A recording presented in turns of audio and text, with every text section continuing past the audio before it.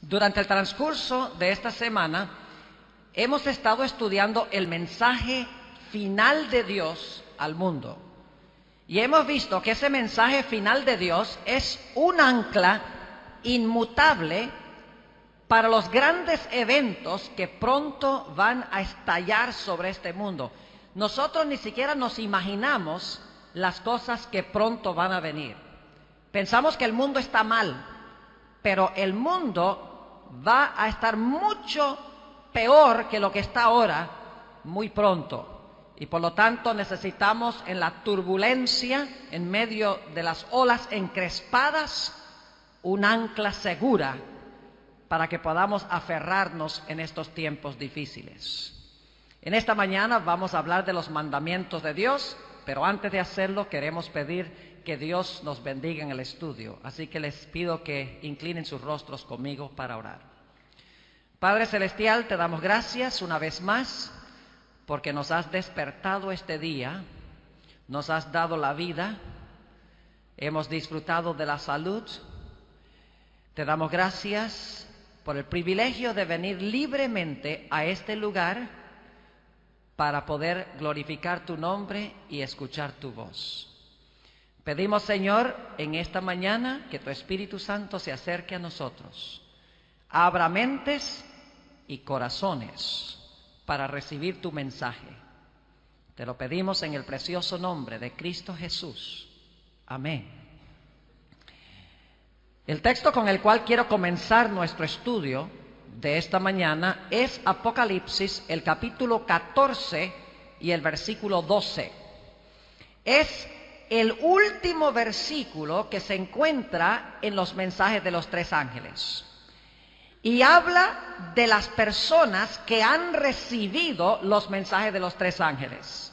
Es decir, es una descripción de aquellas personas que recibieron el mensaje del primer ángel de temer a Dios, darle gloria, reconocer que estamos en la hora del juicio y adoraron a Dios, salieron de Babilonia, el mensaje del segundo ángel, y recibieron el sello de Dios en vez de la marca de la bestia.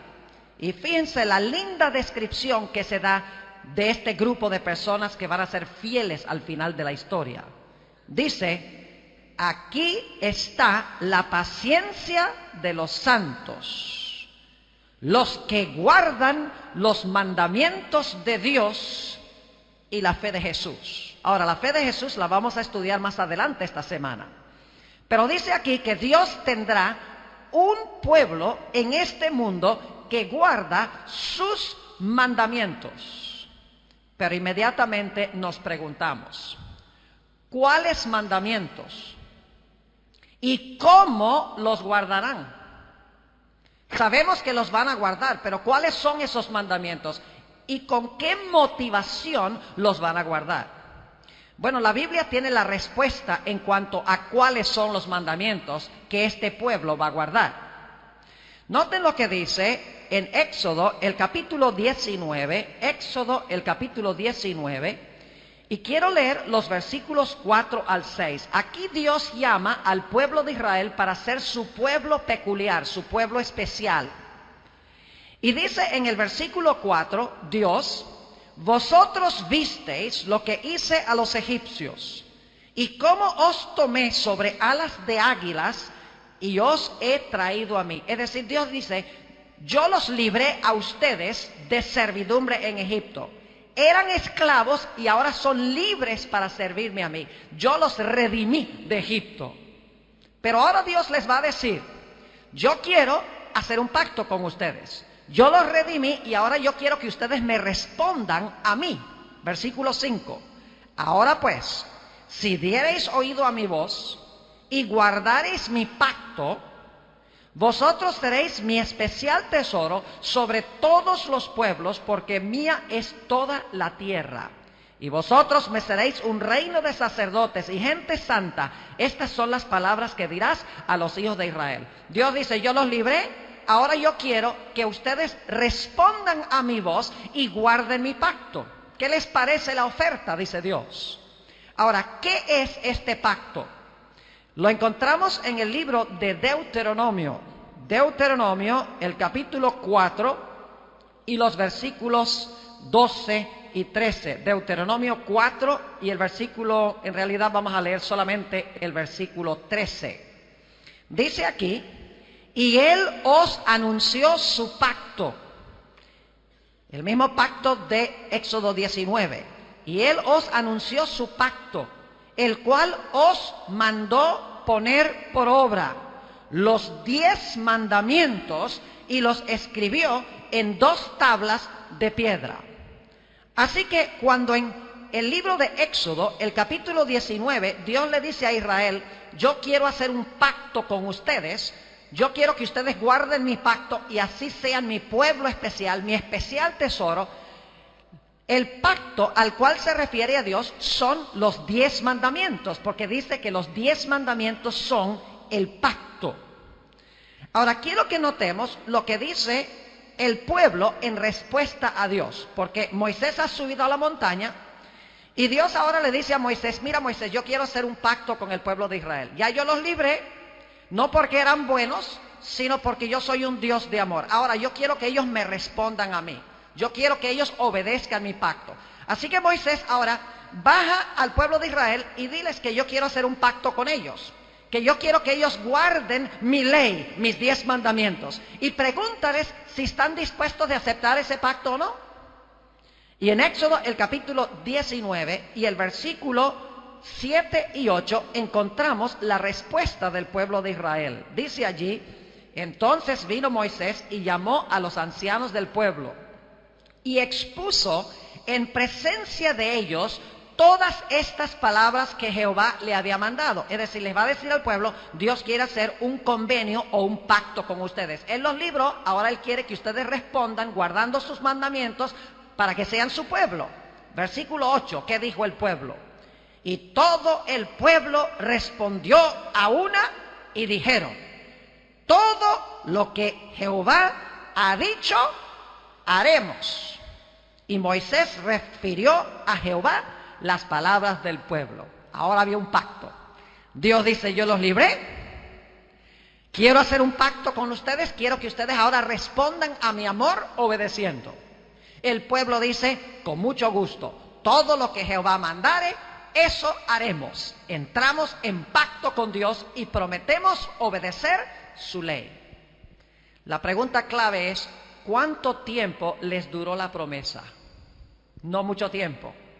Poco tiempo después de eso estaban adorando el becerro de oro. Durante todo su peregrinaje en el desierto, quebrantaron los mandamientos vez tras vez tras vez. Murmuraron contra Dios en cada ocasión que tenían la oportunidad. Es decir, no cumplieron su parte del pacto. En vez de obedecer los mandamientos de Dios en pacto con el Señor, lo que hicieron fue quebrantar los mandamientos de Dios. ¿Por qué razón sucedió esto? ¿Por qué razón es que ellos quebrantaron la ley de Dios? En un momento vamos a ir al libro de Jeremías, el capítulo 31. Pero quiero que tengamos claro en mente que después de Éxodo 19, donde Dios dice, yo quiero entrar en pacto con ustedes, el pueblo dice, todo lo que Jehová dijere, eso haremos, estamos dispuestos a guardar tu ley. Entonces, en el siguiente capítulo, en Éxodo 20, Dios da su ley. Es decir, Dios le da a Israel el pacto. Israel ha dicho, lo que Jehová hable, eso haremos. Así que Dios dice, bueno, aquí tienes mis mandamientos, tú has prometido obedecer, ahora obedécelos. ¿Cuál debía ser la motivación de su obediencia? Fíjense lo que dice Éxodo, el capítulo 20 y el versículo 1 y el versículo 2. A veces pensamos que los 10 mandamientos comienzan diciendo, no tendrás dioses ajenos delante de mí. Pero los 10 mandamientos no comienzan allí. Los 10 mandamientos tienen un prólogo, una introducción que dan la motivación por la cual el pueblo debe obedecer los 10 mandamientos. Dice en el versículo 1, y habló Dios todas estas palabras diciendo, yo soy Jehová tu Dios que te saqué de la tierra de Egipto de casa de servidumbre. Es decir, Dios dice, yo los libré a ustedes de Egipto. No porque eran buenos, no porque eran santos, no porque estaban guardando mi ley, sino porque yo sencillamente los amé, los libré de Egipto. Pero luego Dios dice, Como yo los libré, ahora yo quiero que ustedes, por amor a lo que yo he hecho para con ustedes, ustedes me obedezcan. Y entonces, empezando en el versículo 3, Dios ahora da los 10 mandamientos. Es decir, la motivación de guardar la ley para el pueblo de Israel debía ser que Dios los había amado y los había librado, y ahora ellos, en respuesta a Dios, debían guardar su santa ley. Lo interesante, mis apreciados jóvenes y hermanos, es que el pueblo de Israel fracasó miserablemente. Noten lo que dice en el libro de Jeremías. Jeremías, el capítulo 31, en un pasaje muy bien conocido. Dicho sea de paso, esto se está escribiendo 800 años después que el pueblo de Israel prometió obedecer los mandamientos de Dios. Durante esos 800 años, la historia de Israel es una historia de apostasía continua contra Dios. Claro, con ciertas partes de la historia donde ellos obedecieron a Dios, pero en su gran mayoría de esos años fueron años de apostasía y de violación abierta de la ley de Dios, cuando habían prometido obedecer los mandamientos de Dios. ¿Qué fue lo que sucedió? Noten lo que dice Jeremías 31 y el versículo 31. Aquí Jeremías, 800 años después, está explicando la razón por la cual el pueblo de Israel no había cumplido su promesa de guardar los mandamientos de Dios. Dice allí: he aquí que vienen días, dice Jehová, en los cuales haré nuevo pacto con la casa de Israel y con la casa de Judá. Dios dice: voy a hacer un nuevo pacto, porque había problemas con el primer pacto. Ahora, ¿cuáles fueron los problemas con ese primer pacto? ¿Acaso Dios le dio a Israel un pacto malo cuando le dijo: aquí les doy mi ley y quiero que guarden mi ley? Y el pueblo dice: está bien, con mucho gusto vamos a guardar la ley. ¿Será que ese era un arreglo malo? No. Sigamos leyendo el versículo 32. No como el pacto que hice con sus padres el día que tomé su mano para sacarlos de la tierra de Egipto, porque ellos invalidaron mi pacto, aunque fui yo un marido para ellos, dice Jehová. Es decir, en el monte Sinaí Dios se casó con su pueblo, y Dios quería que Israel, su esposa, por amor le obedeciera. Pero la Biblia dice que fue una desobediencia tras otra. Ellos invalidaron el pacto. ¿Y por qué invalidaron el pacto? ¿Por qué no guardaron la ley? ¿Por qué no fueron capaces de observar los 10 mandamientos? La explicación está en el versículo 33. Pero este es el pacto que haré con la casa de Israel después de aquellos días, dice Jehová. Y dicho sea de paso, alguno podrá pensar de que, bueno, esto era para Israel porque Jeremías está escribiendo a Israel. Pero si leemos el libro de Hebreos, el capítulo 8 y los versículos 8 al 11, el apóstol San Pablo toma este pasaje de Jeremías y se lo aplica a los cristianos.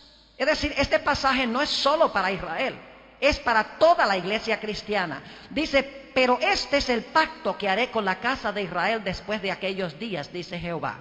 Daré mi ley en su mente y la escribiré en su corazón, y yo seré a ellos por Dios y ellos me serán por pueblo. El problema con Israel en el monte Sinaí, la razón por la cual no pudieron guardar la ley, es que porque para ellos la ley era una lista de reglamentos en tablas de piedra fuera de sí mismos. No tenían la motivación correcta para guardar la ley. Es decir, Dios les dijo: aquí tengo mis 10 mandamientos. El pueblo mira los mandamientos y dice: está bien, nosotros podemos guardar esos 10 reglamentos de Dios, esos 10 principios, nosotros los podemos guardar. Pero tenían un corazón malo. Un corazón malo, un corazón no convertido, no puede guardar la ley. Ellos vieron la ley escrita en tablas de piedra. Vieron la ley como una lista de reglamentos que había que cumplir. Pero no tenían un corazón que pudiera cumplir esa ley. La ley estaba fuera de ellos, la ley no estaba dentro de ellos, para que ellos pudieran obedecer a Dios, no por obligación de la ley, sino por amor que les salía de adentro. El Señor Jesucristo comprendió muy bien que nuestro mayor problema es el problema del corazón. Y quiero decirles, mis hermanos y hermanas, jóvenes, señoritas, que uno de los grandes problemas que nosotros tenemos en la iglesia adventista, nuestra propia iglesia, es que muchas veces nuestra observancia de la ley es una observancia legalista, externa. Vemos la ley de Dios como una lista de reglamentos que hay que cumplir. Y miramos a ver si nuestra vida está en armonía con la lista de los reglamentos. Pero muchas veces la observancia de la ley no se debe a la motivación correcta. Es decir, es una obediencia impuesta por una ley desde afuera, más bien que una observancia de la ley que brota desde adentro. El Señor Jesucristo entendió que nuestro mayor problema es un problema con el corazón. Que necesitamos un cambio de corazón para que podamos obedecer de verdad a Jesús. El Señor Jesucristo entendió que de nada vale tener la ley afuera, que hay que tener la ley escrita adentro en el corazón. Dios tiene que sacarnos el corazón de piedra y tiene que meternos, como dice la Biblia, un corazón de carne, a donde pueda escribir su ley. Y entonces no vamos a guardar la ley porque la ley lo exige, sino que vamos a guardar la ley porque nos sale guardar la ley, porque amamos a Jesús. Fíjense la cantidad de veces que el Señor Jesucristo habló del problema real que tenemos. Mateo el capítulo 6 y el versículo 21 es uno de estos textos. Y ahora vamos a leer varios textos donde Jesús enseñó que nuestro mayor problema es el corazón. El pueblo de Israel en el monte Sinaí quería guardar mandamientos buenos con un corazón malo. Su corazón nunca fue cambiado. Por eso no pudieron guardar la ley, la desobedecieron, la violaron durante 800 años. Pero Dios dice, yo lo que quiero es tomar esa ley y en el nuevo pacto la voy a poner en el corazón. Ahora, quiero que noten que la ley no cambia entre el viejo pacto y el nuevo pacto, es la misma ley. Lo que cambia entre el viejo pacto y el nuevo pacto es el lugar a donde se escribe la ley. Es la misma ley. No es que en el viejo pacto hay sábado y en el nuevo pacto no hay sábado. No es que en el viejo pacto hay un mandamiento que dice no cometerás adulterio, pero ahora en el nuevo pacto la ley fue clavada en la cruz. No, esa es una falsa doctrina que se enseña mucho en la iglesia cristiana, pero no es cierta. Porque no es la ley la que cambia en el nuevo pacto, sino el lugar a donde está escrita la ley. En el viejo pacto, el motivo de guardar la ley es un motivo equivocado. En el nuevo pacto, el motivo de guardar la ley es un motivo correcto, porque sale del corazón. Noten lo que dice Jesús en Mateo 6 y el versículo 21.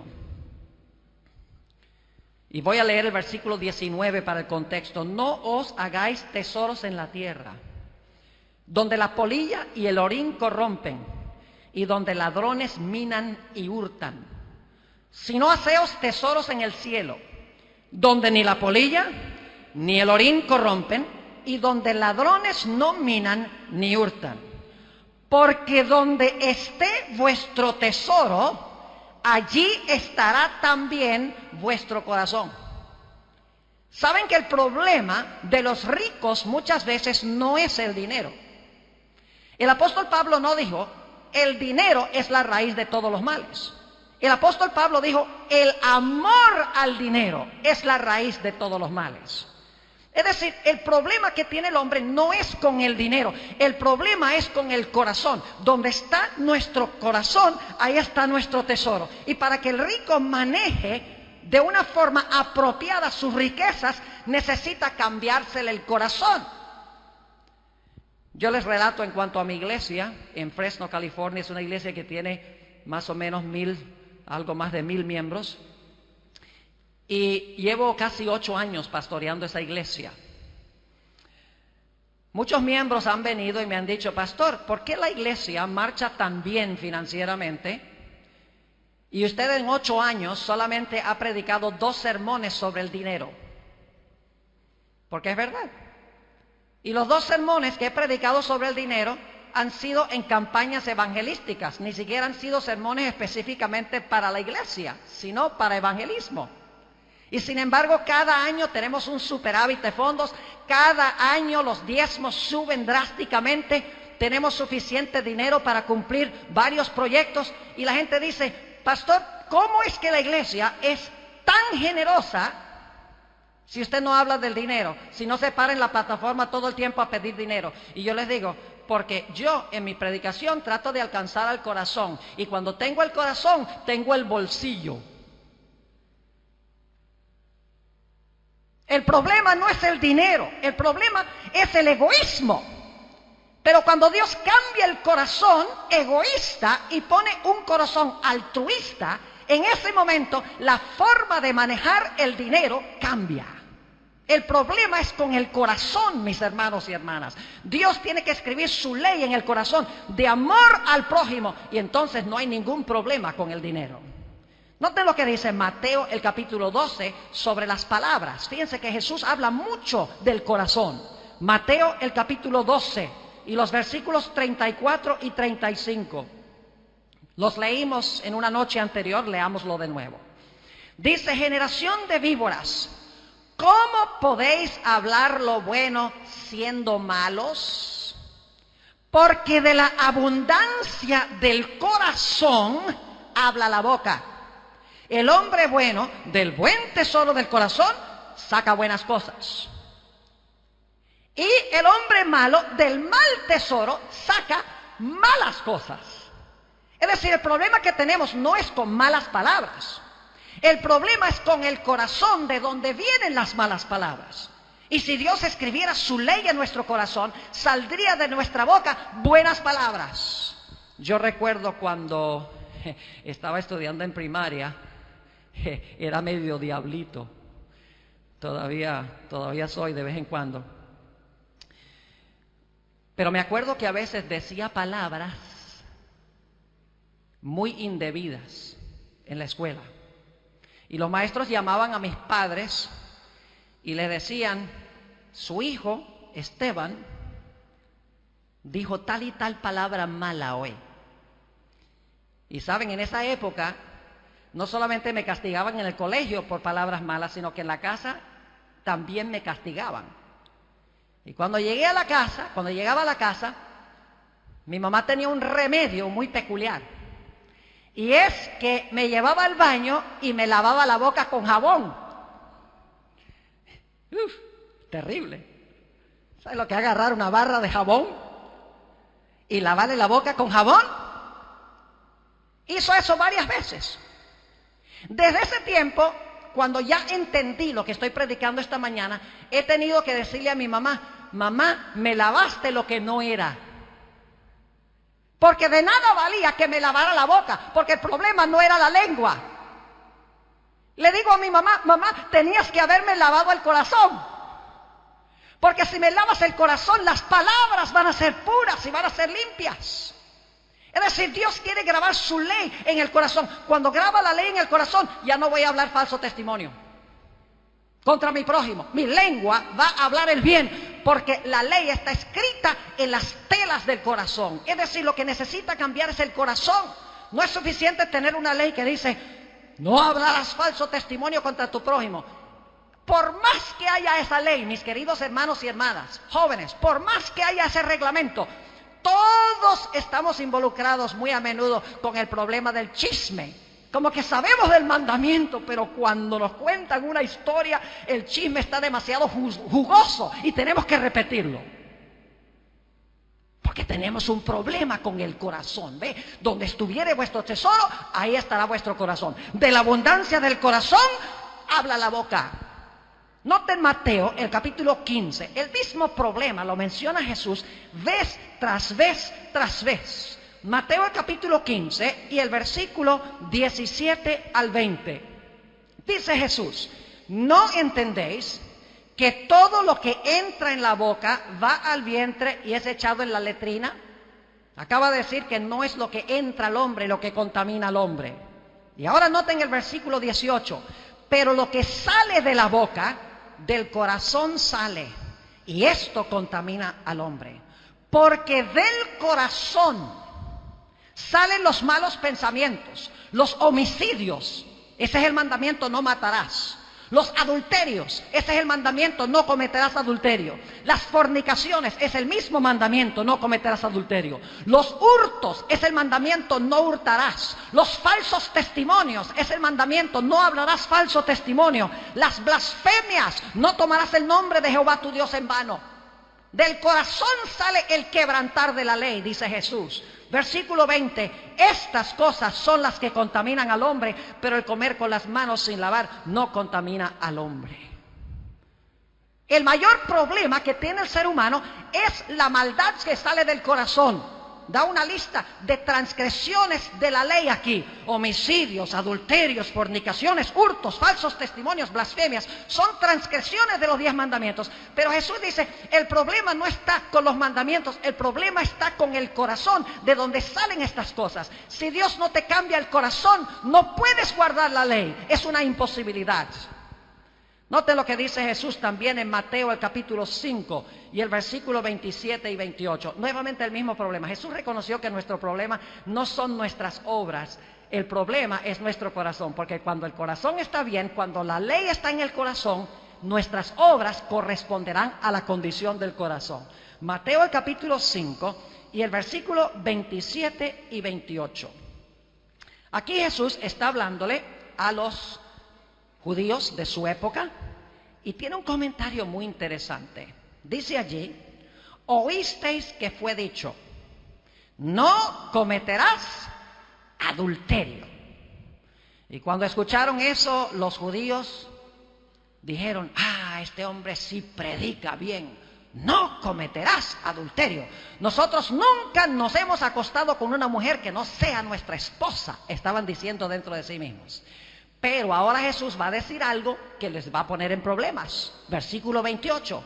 Pero yo os digo que cualquiera que mira a una mujer para codiciarla, ya adulteró con ella en su corazón. Si aplicáramos esa definición del adulterio, ¿cuántos adúlteros habría aquí esta mañana? Me temo hacer la pregunta. El problema del adulterio no es una acción mala. El problema del adulterio es una intención mala. Porque el adulterio no es un acto que surge de repente. Viene como resultado de un proceso de codiciar a una mujer en el corazón antes de que se realice el acto. Es decir, nosotros los adventistas hablamos mucho de pecados. Pero nuestro mayor problema no son pecados específicos individuales, sino el pecado que reside en el corazón. Hay que resolver el problema del corazón pecaminoso para que entonces los pecados se arreglen. Es decir, necesitamos un cambio en nuestro corazón. Un texto más donde habla Jesús de que el problema es con el corazón. San Marcos, el capítulo 7, el Señor Jesucristo cita el libro de Isaías, al profeta Isaías. Marcos 7 y el versículo 6.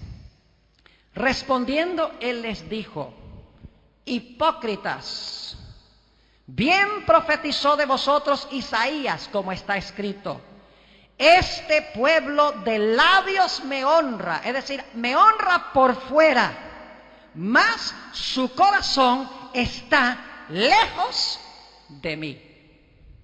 Nuevamente, la gente estaba aparentemente en forma externa sirviendo a Dios, pero su corazón estaba lejos de Dios. En los días de Cristo, la nación judía parecía guardar la ley.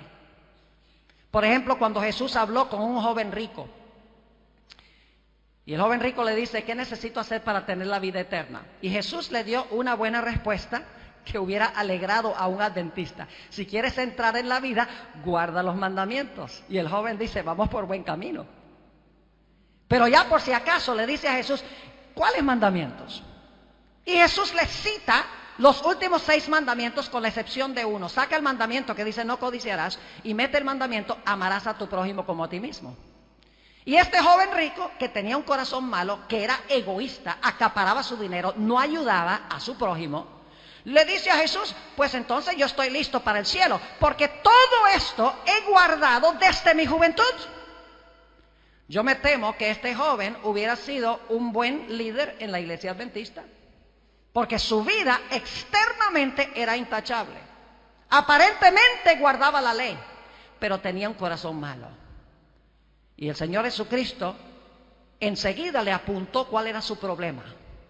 Le dijo: si quieres entrar en la vida, anda, vende todo lo que tienes y dáselo a los pobres, es decir, manifiesta amor para con tu prójimo y tendrás tesoro conmigo en el cielo. Y este que profesaba guardar la ley, dice la Biblia, que se fue triste porque tenía muchas posesiones.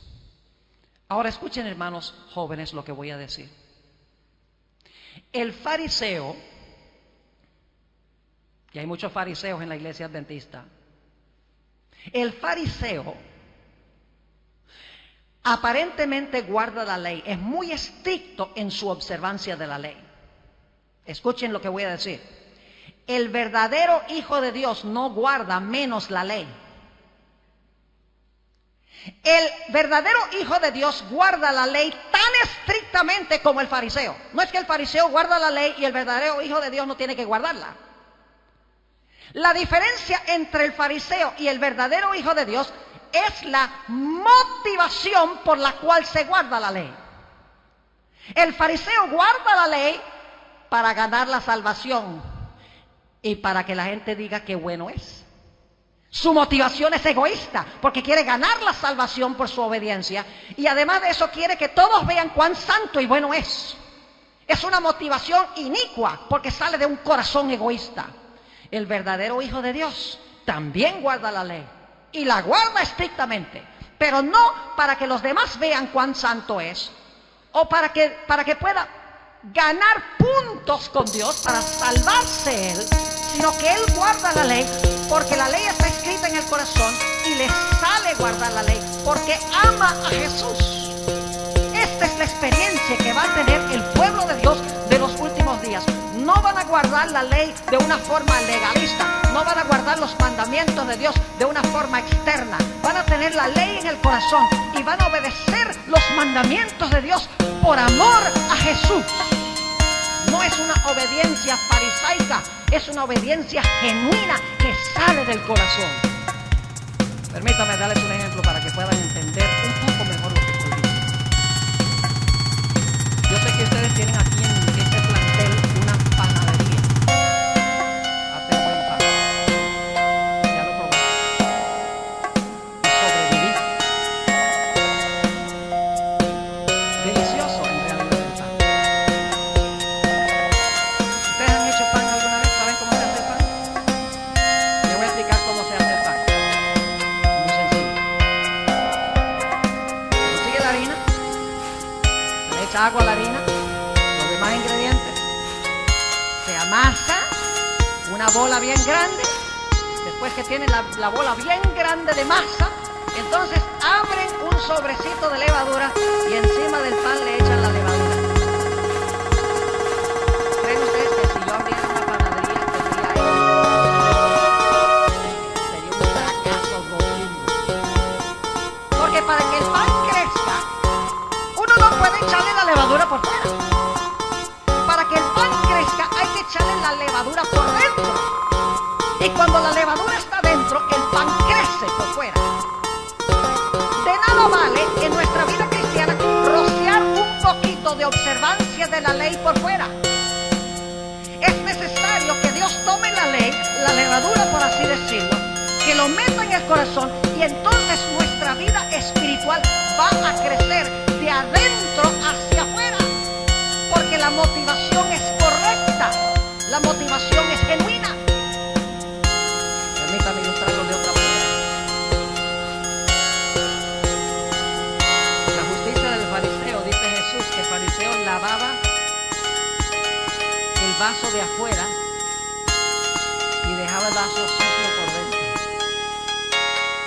Diezmaban la menta, el eneldo y el comino. Yo no sé si ustedes han visto esas semillas.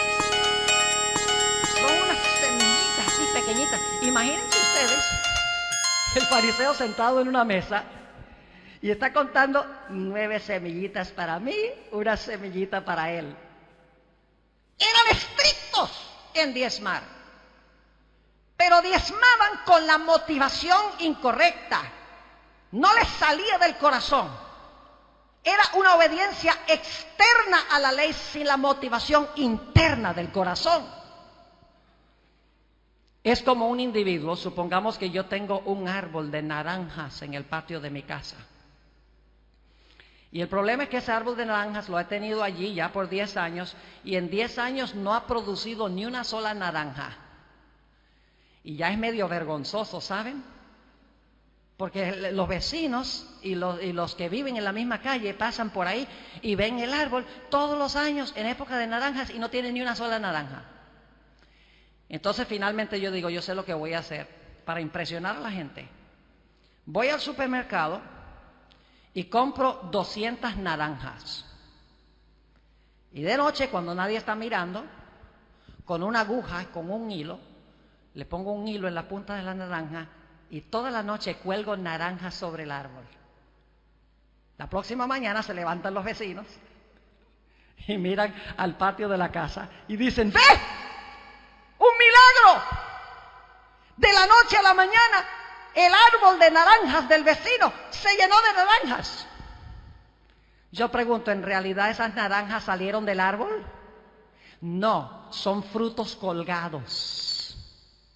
Muchos adventistas lo que hacen es colgar frutos en sus vidas. Cuelgan esta observancia de la ley, cuelgan esta observancia del sábado, cuelgan frutos en el árbol. Pero Dios lo que quiere es tomar nuestro corazón, cambiarlo para que el fruto se produzca naturalmente y no se coloque en nuestra vida artificialmente. Él quiere que nuestra obediencia sea por amor. ¿Saben ustedes que cuando yo estoy en la casa, todos los jueves, yo tengo un deber en la casa? Un deber que debo admitirles que no me gusta cumplirlo. Mi deber cada jueves es limpiar los baños de la casa. ¿Le gusta limpiar baños? Yo creo que a nadie le gusta eso. No he encontrado la primera persona que le gusta limpiar los baños.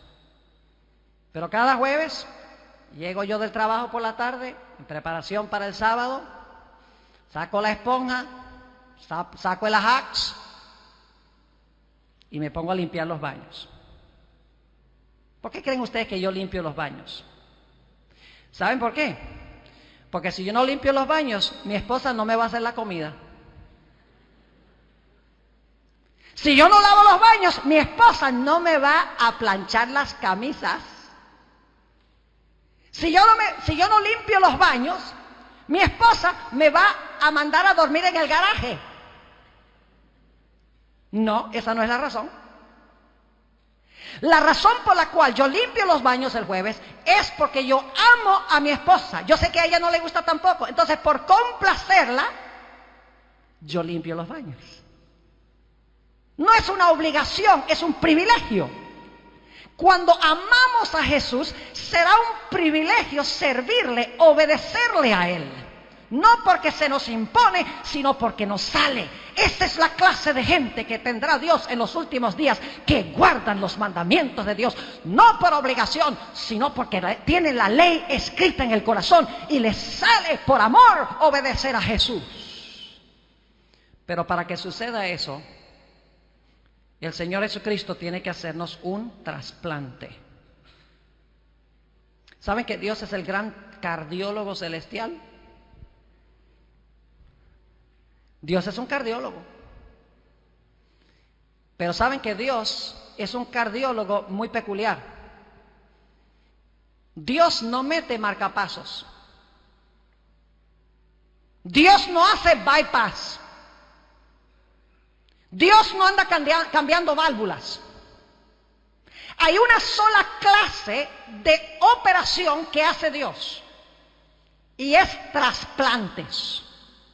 Sacar el corazón de piedra, el corazón egoísta, el corazón duro, y meter un corazón de carne a donde pueda escribir su ley. Note lo que dice en el libro de Ezequiel, el capítulo 36. Ezequiel, el capítulo 36. Y los versículos 26 y 27, fíjense qué linda promesa hace Dios a su pueblo. Dice en el versículo 26, os daré corazón nuevo y pondré espíritu nuevo dentro de vosotros. Y quitaré de vuestra carne el corazón de piedra y os daré un corazón de carne. Es decir, Dios va a sacar el corazón egoísta y va a meter un corazón tierno, suave, convertido. ¿Significa que ya no vamos a guardar la ley? No, Señor, porque el versículo 27 dice, y pondré dentro de vosotros mi espíritu y haré que andéis en mis estatutos y guardéis mis preceptos y los pongáis por obra. Fíjense que la única forma como pueden guardar los estatutos y andar en los reglamentos de Dios es porque Dios ha sacado el corazón de piedra y les ha metido un corazón de carne. Jesús lo expresó muy bien cuando dijo, si me amáis, guardad mis mandamientos. Es decir, la motivación de guardar los mandamientos es el amor. El apóstol San Pablo lo expresó así: el amor es el cumplimiento de la ley.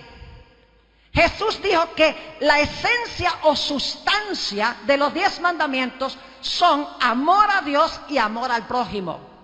Y podemos legalmente guardar todos los mandamientos de Dios como el joven rico, pero al menos que salga del corazón, finalmente vamos a abandonar los caminos de Dios. Quiero terminar en esta mañana contándoles una historia y leyendo un último texto. La Biblia nos habla de un rey que estaba muy cerca del corazón de Dios. Se llamaba David.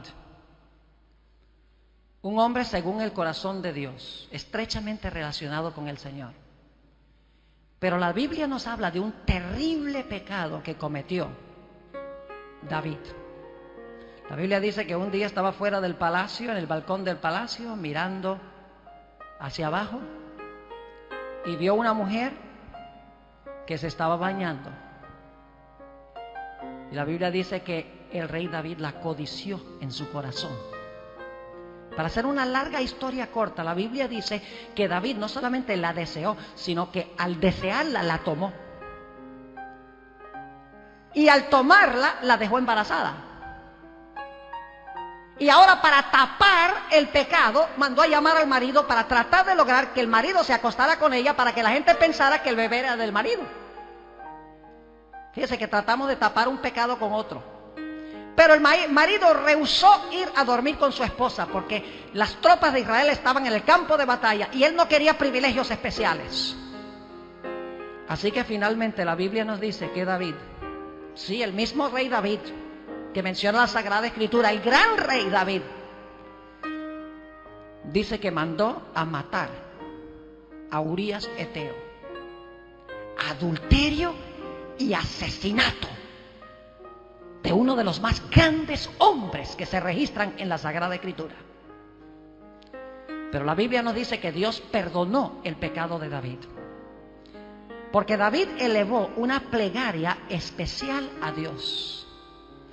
Una plegaria de arrepentimiento, de abatimiento y de confesión. Ustedes saben que esa oración de confesión la encontramos en el Salmo 51. Y quiero leer un versículo que indica lo que David anhelaba más que cualquier otra cosa. Él anhelaba que Dios le diera algo. Sí, él anhelaba que Dios perdonara lo que había hecho, que perdonara su adulterio, que perdonara su asesinato. Pero David quería algo mucho mayor que eso, porque él sabía que perdón sin un corazón limpio de nada iba a servir. Y por lo tanto, en esta gran oración que encontramos en el Salmo 51 y el versículo 10, dice David, orándole al Señor, crea en mí, oh Dios, un corazón limpio. Oh, qué lindas esas palabras. Crea en mí, oh Dios, un corazón limpio y renueva un espíritu recto dentro de mí. Limpia mi corazón, dice David. Por eso en el Salmo 119 dice: ¿con qué limpiará el joven su camino? Su camino con guardar tu palabra. Tus dichos he guardado en mi corazón. Tu ley he guardado en mi corazón para no pecar contra ti. Fíjense que el secreto para vencer el pecado es tener los dichos o la ley de Dios escrita en el corazón. Que nos saque el corazón de piedra, nos lo limpie, escriba su ley, para que por amor queremos guardar su ley. En una profecía mesiánica en el Salmo 40, el Señor Jesucristo, cuando nace en este mundo, dice: el hacer tu voluntad, oh Jehová, me ha agradado, y tu ley está escrita en mis entrañas. Jesús guardó la ley porque amaba a su Padre. Nunca entró la contaminación en su corazón porque la ley estaba escrita en su corazón. ¿Y sabes que tú puedes tener esa experiencia esta mañana también? No importa lo que hayas hecho, no importa cuál sea tu pecado en pensamiento o en acción, no importa cuán grande sea tu sentido de culpabilidad, tú puedes venir a Jesús en esta mañana y Jesús te puede sacar ese corazón de piedra y te puede meter un corazón de carne. Te puede escribir su ley en ese corazón para que tú por amor obedezcas su ley, no porque tienes que hacerlo, sino porque quieres hacerlo. Yo quiero preguntar en esta mañana: ¿hay alguien aquí, hay personas aquí que tienen cargas en su corazón, que tienen la necesidad de que Dios les dé un corazón nuevo donde escriba su ley? Que tienen una batalla con pecados, con pensamientos impuros, con sentimientos impuros, con malos motivos, malos impulsos, que quiere decirle en esta mañana al Señor Jesús: Señor Jesús, yo quiero que tú me saques el corazón de piedra y yo quiero que tú me metas un corazón de carne y escribas en mi corazón tu santa ley. ¿Hay alguien aquí en esta mañana que quiere decirle eso a Jesús? ¿Podría pedirte que te pongas de pie? Yo quiero tener una oración contigo. Yo voy a bajar acá. ¿Es este en verdad el deseo de tu corazón en esta mañana? Yo espero que sí, porque no hay nada más lindo en la vida cristiana que servir a Jesús por amor. Da una paz y un gozo en la vida grandísimos. Dios quiere una juventud, jóvenes y señoritas, una juventud que termine la obra de Él en este mundo, una juventud que revele el carácter de Jesús en toda su gloria. Él quiere que tú seas ese joven y esa señorita, y el diablo lo sabe. Y por eso es que el diablo trata de sembrar en tu corazón muchas cosas: mala música, televisión, videos, otras cosas, para contaminar la fuente de tu corazón. No permitas que Satanás lo haga contigo. Toma tu determinación esta mañana de que vas a dedicar tiempo en el estudio de la palabra de Dios. Vas a dedicar tiempo a la oración. Vas a llenar tu corazón de los dichos de Dios para no pecar contra Él. Y que el mundo pueda ver un reflejo glorioso del carácter de Jesús. Y pueda sacudir la comunidad a donde tú vayas. Que la gente pueda decir: verdaderamente este joven, verdaderamente esta señorita han estado con Jesús. Oh, jóvenes, tengo una carga grandísima por ustedes. El diablo, como dijo Jesús a Pedro, el diablo ha querido os zarandear, pero yo he orado por ti. Yo he orado por ustedes por meses ya sin conocerlos. Mi iglesia ha orado por ustedes para que en esta semana tomen decisiones no para esta vida, sino decisiones para la eternidad. Que Dios te dé el anhelo de tu corazón en esta mañana. Es mi oración. Oremos. Padre Celestial, te doy gracias, porque a pesar de que por causa del pecado de Adán nacemos en este mundo con un corazón torcido, malo, duro, tú has prometido cambiar cambiar ese corazón, sacarlo y meter uno nuevo. Y has prometido hacer más, has prometido escribir tu ley en el corazón también. Te honramos y glorificamos. Gracias, Señor, por hacer esto posible. Te quiero rogar en esta mañana por esta juventud que está delante de mí y delante de ti. Oh, Señor, Satanás ha querido ganar a la juventud, la energía de la juventud para su lado. Te ruego, Señor, que a través de tu Santo Espíritu tú le des tu poder a cada joven y señorita de esta institución para hacerle frente a Satanás y decirle: yo y mi casa serviremos a Jehová. Oh, Señor, que esa sea la experiencia de cada uno. Te lo ruego en el precioso nombre, el incomparable nombre de Cristo Jesús, tu Hijo. Amén. Amén. Pueden sentarse. Durante el transcurso de esta semana hemos estado estudiando el mensaje final de Dios al mundo. Y hemos visto que ese mensaje final de Dios es un ancla inmutable para los grandes eventos que pronto van a estallar sobre este mundo. Nosotros ni siquiera nos imaginamos las cosas que pronto van a venir. Pensamos que el mundo está mal, pero el mundo va a estar mucho peor que lo que está ahora muy pronto. Y por lo tanto necesitamos, en la turbulencia, en medio de las olas encrespadas, un ancla segura para que podamos aferrarnos en estos tiempos difíciles. En esta mañana vamos a hablar de los mandamientos de Dios, pero antes de hacerlo queremos pedir que Dios nos bendiga en el estudio. Así que les pido que inclinen sus rostros conmigo para orar. Padre Celestial, te damos gracias una vez más porque nos has despertado este día, nos has dado la vida, hemos disfrutado de la salud. Te damos gracias por el privilegio de venir libremente a este lugar para poder glorificar tu nombre y escuchar tu voz. Pedimos, Señor, en esta mañana que tu Espíritu Santo se acerque a nosotros, abra mentes y corazones para recibir tu mensaje. Te lo pedimos en el precioso nombre de Cristo Jesús. Amén. El texto con el cual quiero comenzar nuestro estudio de esta mañana es Apocalipsis, el capítulo 14 y el versículo 12. Es el último versículo que se encuentra en los mensajes de los tres ángeles. Y habla de las personas que han recibido los mensajes de los tres ángeles. Es decir, es una descripción de aquellas personas que recibieron el mensaje del primer ángel de temer a Dios, darle gloria, reconocer que estamos en la hora del juicio y adoraron a Dios, salieron de Babilonia, el mensaje del segundo ángel, y recibieron el sello de Dios en vez de la marca de la bestia.